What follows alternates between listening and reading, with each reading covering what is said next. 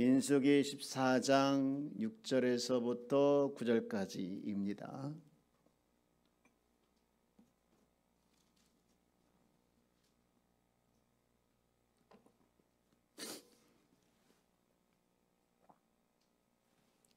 민수기 14장 6절에서부터 9절까지를 우리 함께 합독을 하도록 하겠습니다. 그 땅을 정탐한 자 중 눈의 아들 여호수아와 여분네 아들 갈렙이 자기들의 옷을 찢고 이스라엘 자손의 온 회중에게 말하여 이르되 우리가 두루 다니며 정탐한 땅은 심히 아름다운 땅이라. 여호와께서 우리를 기뻐하시면 우리를 그 땅으로 인도하여 들이시고 그 땅을 우리에게 주시리라. 이는 과연 젖과 꿀이 흐르는 땅이니라. 다만 여호와를 거역하지는 말라. 또 그 땅 백성을 두려워하지 말라. 그들은 우리의 먹이라. 그들의 보호자는 그들에게서 떠났고 여호와는 우리와 함께 하시느니라. 그들을 두려워하지 말라 하나. 아멘. 아멘. 주님 앞에 귀한 예물 드리신 분들이 계십니다. 항상 지키시고 인도하심에 감사합니다. 또 헌금 드리셨습니다. 기도하겠습니다. 사랑과 은혜가 풍성하신 하나님 아버지 감사합니다. 하나님께서 베푸신 그 큰 사랑을 우리가 늘 감사하며 저를 기뻐하며 살아내게 하여 주옵소서. 오늘도 주님 앞에 정말 하나님께서 베푸신 그 큰 은혜를 기억하며 예물 드렸사오니 주님께서 기억하여 주시고 저들을 축복하여 주옵소서. 하나님께서 약속하신 복의 복을 더하여 주사 늘 마르지 않는 복이 넘쳐나는 복이 넘쳐나게 하여 주옵소서.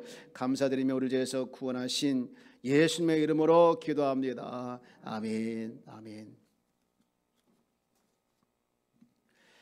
할렐루야. 예.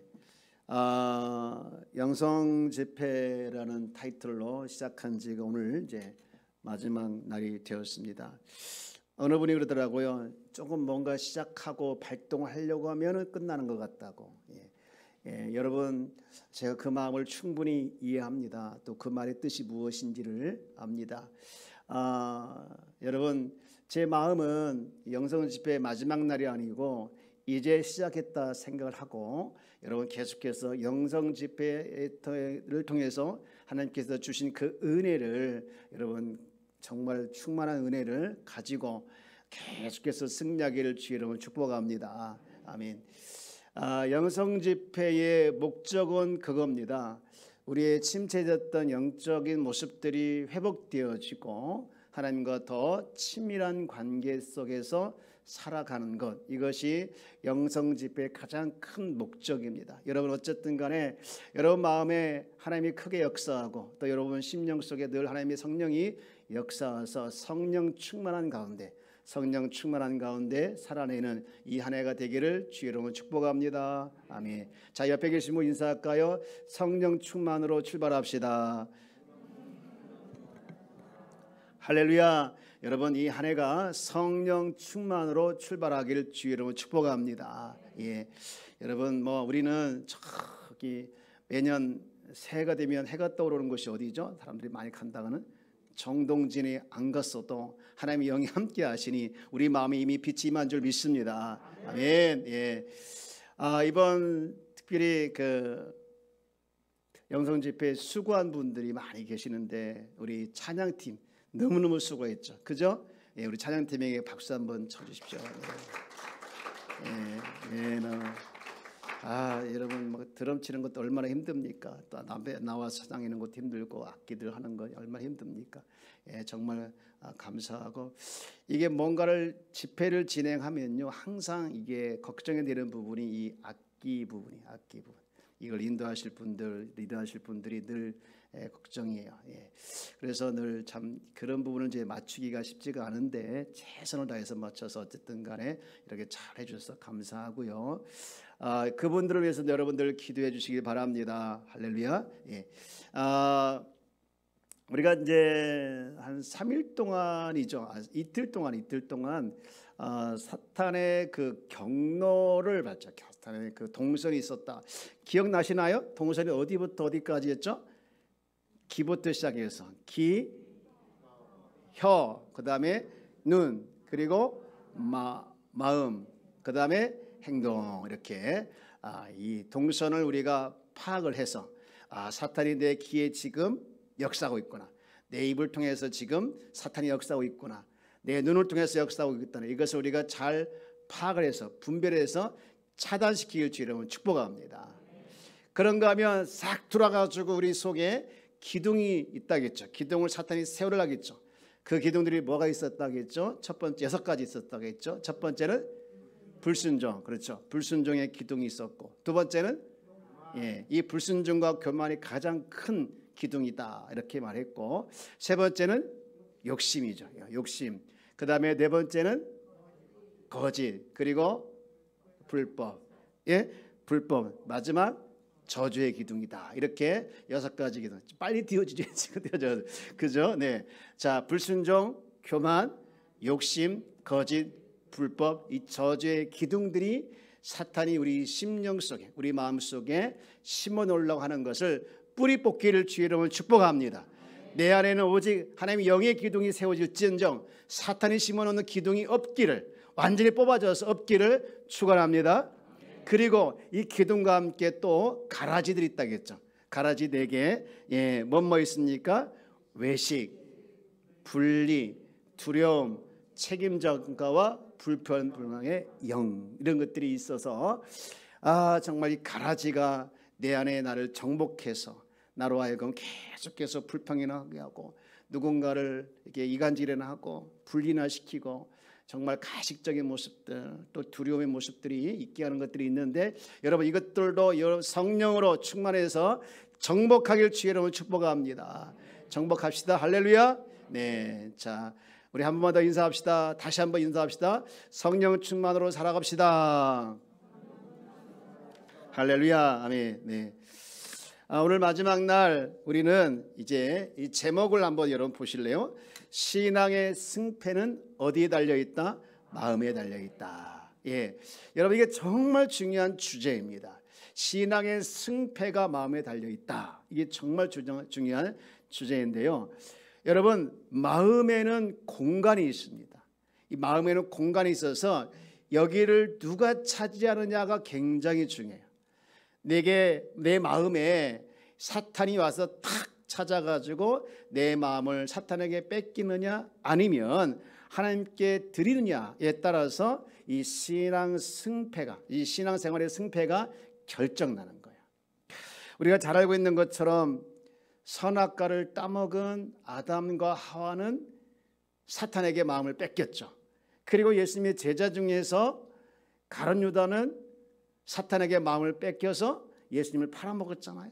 여러분 우리가 자칫 잘못하면, 조금만 방심하면 사탄에게 우리의 마음을 뺏길 수가 있습니다.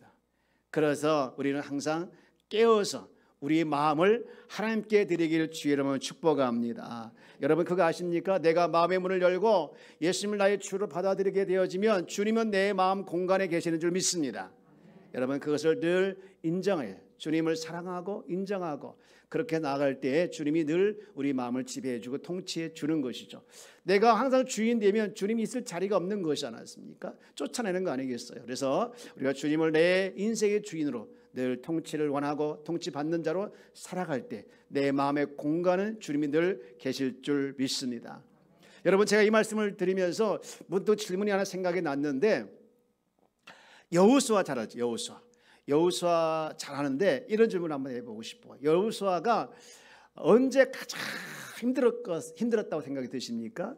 물론 우리가 여호수아한테 물어보지 않아서 잘 모르겠지만 아마도 제가 생각할 때 그가 따랐던 모세가 죽었을 때, 그죠? 어떻게 보면 모세가 그의 인생에서 가장 큰 버팀목이죠. 물론 하나님이 계셨지만 버팀목이었고, 그래서 모세를 늘 의지했었겠죠. 그런데 모세가 죽고 이제 그 대신 그가 지도자가 되어서 가나안 땅에 이제 정복하러 가는 그 순간이 정말 가장 그에게 힘들었지 않았나, 두렵고 마음이 약해지고 있는 그런 상태가 아니었나, 그런 생각을 하게 되어집니다. 그런데 그런 여호수아가 지탱하고 힘을 얻을 수 있었던 것이 무엇일까?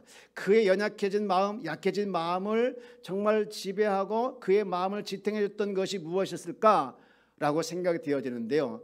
정말 감사하게도 그의 마음을 지배하고 지탱해 준 것은 다른 어떤 것이 아니라 하나님의 말씀이었습니다. 어떤 말씀이었을까요? 여호수아 1장 5절 말씀 볼까요? 이 말씀입니다. 자, 우리 한번 이 부분을 한번 같이 읽어볼까요? 시작. 내 평생에 너를 능히 대적할 자가 없으리니 내가 모세와 함께 있었던 것 같이 너와 함께 있을 것임이라. 내가 너를 떠나지 아니하며 버리지 아니하리니. 아멘. 과거에 여호수아가 봤을 때 모세가 얼마나 하나님을 사랑했고 또 하나님께서 모세를 사랑했다는 것을 또 함께했다는 것을 정말 바로 앞에서 생생하게 체험했잖아요. 그런데 그 모세와 함께했던 그 하나님이 글쎄 자기와 함께한다는 거예요. 그 모세와 함께했던 하나님께서 자기를 떠나지 않겠다는 거예요. 그리고 처음에 너를 능히 대적할 자 없다라고 약속해 주시는 거예요. 여러분, 이 말씀에 있어서 말씀을 들었을 때 여호수아가 얼마나 힘이 났겠습니까? 가장 두렵고 힘든 그 시간에 이 말씀이 그를 딱 지배하고 그 마음에 이 말씀이 딱 박혀 있으니까 절대로 힘들지 않고 일어설 수 있었던 것이죠.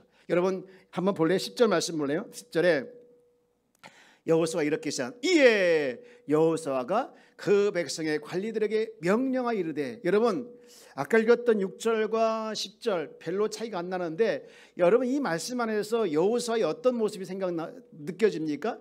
뭔가 힘을 얻어가지고 펄떡 일어나가서 용기를 내가지고 이제 관리들에게 가서 명령하고 있는 모습으로 그려지지 않습니까? 이에 일어나서. 그 사이에 7절부터 9절까지 쭉 말씀을 우리가 아까 말씀을 보면 읽은 말씀이 아니네요. 말씀을 보면 강하고 담대라 이 말을 계속 한 절마다 반복해서 하고 있어요. 그러니까 이 말씀들이 얼마나 그에게 힘이 됐겠니 말이죠. 여러분 그는 실제로 이 말씀을 힘을 얻어서 승리했는데요. 하나님을 마음에 두고 또 하나님의 말씀을 마음에 두고 있으니 두려운 것이 없었어요. 겁나는 것이 없어요. 그래서 전쟁터에 나가도 두렵지 않기 때문에 승리하게 된 줄 믿습니다. 여러분 오늘 여호수아와 함께 하신 하나님은 우리와 함께 하실 줄 믿습니다. 여호수아에게 말씀하실 그 하나님은 우리에게도 말씀하고 있는 줄 믿습니다. 하나님의 말씀이 여호수아의 마음이 있다고 하면 하나님의 말씀이 우리에게 있는 줄 믿습니다. 하나님의 말씀뿐만 아니라 하나님께서 여호수아와 함께 했다면, 그래서 그의 마음의 공간에 하나님께서 그를 지배해 줬다면 오늘 우리에게도 우리 마음의 공간에 하나님께서 지배해 주실 줄 믿습니다. 이런 확신을 가지고 살아내길 주의 이름으로 축복합니다. 이 잠언서에 보면요 마음과 관련돼서 주옥 같은 말씀이 참 많이 나오는데 제가 두 군데만 소개할게요. 첫 번째는 잠언 16장 32절 말씀인데 여기 이렇게 기록되어 있어요. 한번 같이 볼까요? 노하기를 더디하는 자는 용사보다 낫고 자기 마음을 다스리는 자는 성을 빼앗는 자보다 낫다. 자, 노하기를 더디하는 자는 누구보다 낫습니까? 용사보다 낫고, 더 중요한 것은 자기 마음을 다스리는 자는 무엇을 뺏는 자보다 낫다는 거예요? 성을 빼앗는 자보다 낫다. 여러분, 여러분의 마음을 다스려서 성을 빼앗는 자보다 낫는 그런 축복이 있기를 주의 이름으로 축원합니다. 한 군데 더 볼게요. 제가 참 좋아하는 말씀인데 잠언 17장 22절 말씀인데 이렇게 기록되어 있어요. 한번 볼까요? 시작. 마음의 즐거움은 아멘. 두 마음이 나오는 거예요. 두 마음. 하나의 마음은 뭡니까? 즐거운 마음. 즐거운 마음은 병을 낫게 한다는 거예요. 또 반대의 마음은 뭡니까? 근심하는 마음은 뼈를 마르게 한다는 거예요. 여러분, 뼈를 마르게 한다. 뼈를 마르게 한다. 이게 보통 고통인 거 아니에요. 엄청난 고통이 유발되는 것이 바로 뼈를 마르게 하는 것 아니겠습니까? 저는 이 말씀을 자주 묵상하면서 내가 지금 내 마음의 상태가 어떤 상태인지, 이 마음의 상태에 따라서 내 몸을 낫게 하고 있는지 아니면 내 몸을 지금 병들게 하고 있는지 늘 제 자신을 점검할 때마다 이 말씀을 읽어요. 마음의 즐거움은 양약이고 심령의 근심은 뼈를 마르게 하는데 내 마음은 지금 즐거운 마음이냐 아니면 근심하는 마음이냐 이렇게 할 때가 있는데, 사랑하는 여러분, 여러분의 마음이 즐거운 마음이 되어서 그 마음 때문에 왔던 병도 도망간 것을 축복합니다. 우리 이때쯤에 한번 인사해야 되겠죠? 즐거운 마음으로 살아갑시다. 할렐루야. 아멘. 오늘 읽은 말씀은 우리가 잘 알고 있는 것처럼 12명의 정탐꾼의 이야기죠. 그 중에서 2명의 정탐꾼인 여호수아와 갈렙의 이야기입니다. 우리가 알고 있는 것처럼 13장 보면 10명의 정탐꾼이 보고를 하는데 뭐라고 보고하느냐, 그 땅에 대해서 악평을 하죠. 우리가 들어갈 수 없고 거기 있는 사람이 얼마나 키가 큰지 우리는 다 그들의 밥이 될 것이다 라고 이야기했죠. 그런데 이 이야기를 들은 갈렙이 오늘 6절에 뭐라고 하냐, 이렇게 자기 마음을 표현합니다. 6절 말씀 한번 읽어볼까요? 시작. 그 땅을 정탐한 자 중 눈의 아들 여호수아와 여분의 아들 갈렙이 자기들의 뭐를 찢습니까? 옷을 찢어버려요. 옷을 찢었다는 것이 뭡니까? 그만큼 마음이 아팠다는 거예요. 내가 마음을 찢을 수는 없고 옷이라도 찢어가지고 내 마음을 지금 표현하고 싶다는 것이 지금 여호수아와 갈렙의 상태예요. 아니, 그 땅이 분명히 하나님께서 정말 말씀한 대로 과연 젖과 끓이는 땅인데 니들은 그 땅을 사람을 삼키는 땅으로 하니 내가 지금 미치겠다는 거예요. 그러면서 옷을 찢으면서 자기 마음을 표현하고 그 다음에 뭐라 합니까? 그 땅은 우리의 뭐라고 합니까? 밥이다. 그 땅을 우리가 충분히 점령할 수 있다. 여러분, 차이가 뭘까요? 차이가 뭐냐? 10명의 정탐꾼은 더 많은 투박한 땅을 보았어요. 그러나 2명의 정탐꾼인 이 사람들은 하나님께서 말씀하신 땅을 본 거예요. 또 10명의 정탐꾼은 거인을 봤어요. 그러나 이 2명의 정탐꾼은 거인도 봤지만 그 거인 뒤에 일하시는 하나님을 본 거예요.